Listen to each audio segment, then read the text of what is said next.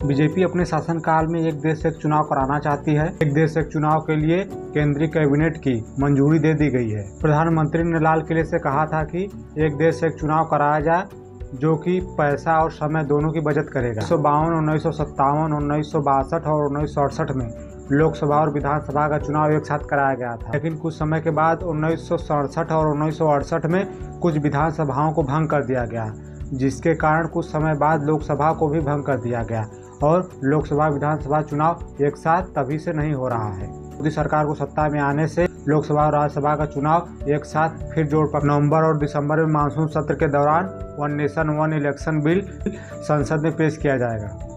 केंद्रीय मंत्री अश्विनी वैष्णव ने कहा कि लोकसभा और राज्यसभा का चुनाव पहले एक साथ होगा, उसके 100 दिन के भीतर ही निकाय चुनाव कराए जाएंगे। वन नेशन वन इलेक्शन के लिए बनाए गए पूर्व राष्ट्रपति रामनाथ कोविंद की कमेटी ने 14 मार्च को अपनी रिपोर्ट राष्ट्रपति द्रौपदी मुर्मू को सौंपी।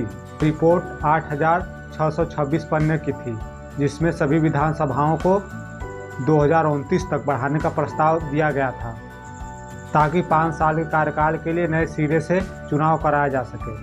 मोदी सरकार का लक्ष्य है कि 2029 तक सभी लोकसभा और राज्यसभा का चुनाव एक साथ कराया जाए, क्योंकि हर राज्य का विधानसभा चुनाव अलग अलग समय पर होता है और जिन राज्यों में 2023 के आखिरी में चुनाव हुआ है उनका कार्यकाल 2029 तक बढ़ा दिया जाए।